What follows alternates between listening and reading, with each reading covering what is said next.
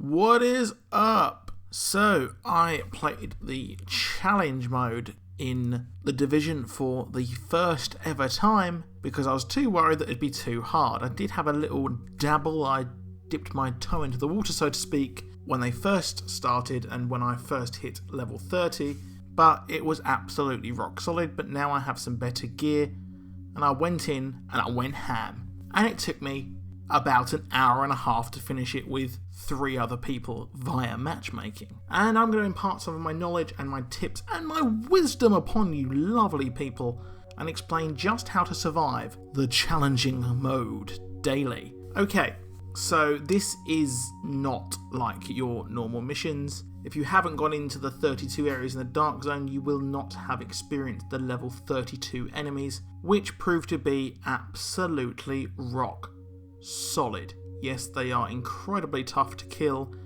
and they take a lot of damage. Now, if you're like me, I have gone for a skill-based route, which I think is the best option because your health regen skill will reload incredibly quickly, as will whatever skill you decide to use apart from that, be it the Seeker Mines or the turret, which I would highly recommend using the turret with this because you can modify it to the flame, which will stop the lightning people come and rush you, which happens a hell of a lot. I experienced it later on towards the end of this mission, and they are incredibly overpowered, and I hope they receive a nerf, but unfortunately I know that they won't receive a nerf anytime soon.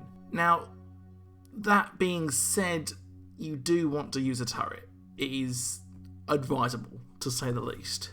If you are playing with random people and you don't have control of who will be using what, I would pretty much just use your heal and the turret, because otherwise you will be able to coordinate with what you are using. You want to use a Seeker Mine, someone else can use the turret, etc, etc, whatever. But the main tip I will say apart from that is to stand the fuck back away. You want to keep your distance.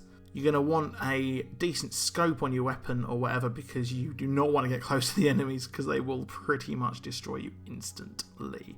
Especially some of the heavier enemies later on. The snipers can be brutal. They can take you out in possibly one shot, which they did to me a lot in this mission. Now, how do you counteract that?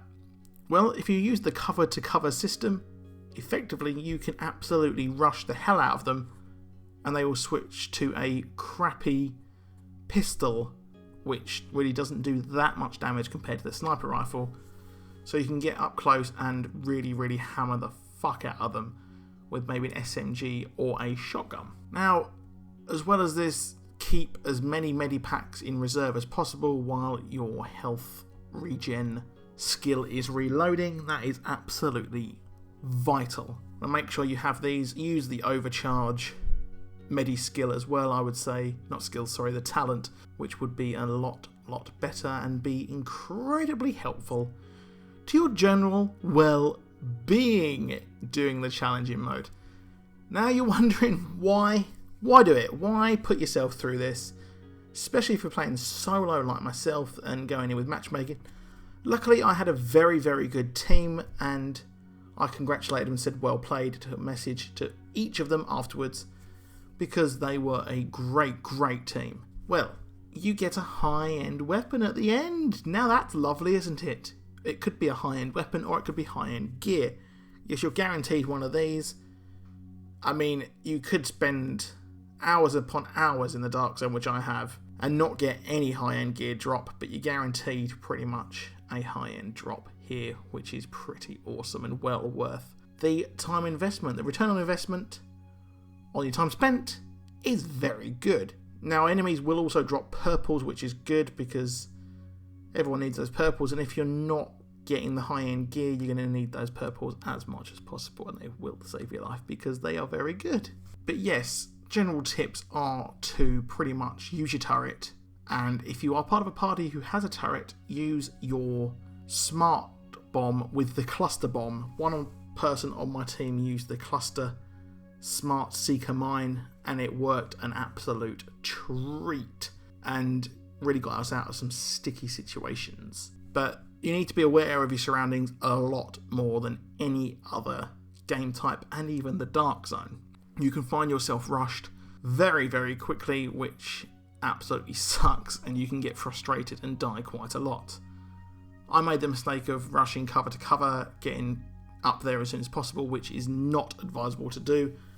You want to hang back as much as possible and really work as a unit. If you are playing in matchmaking, try and invite the people to a party, because it will do a lot better for yourself and your team as a whole. It's incredibly tough, and if you are playing with friends, try and get a different build as well. I'm running the Tech Wizard, like I like to call it, build. You want a tank to take as much damage as possible, but like I say, if you're running matchmaking, this is out of your, sadly, control. But anyway, I hope some of those skills help you on your journey through the Division, and I will be back with more very soon, more tips and tricks for the Division.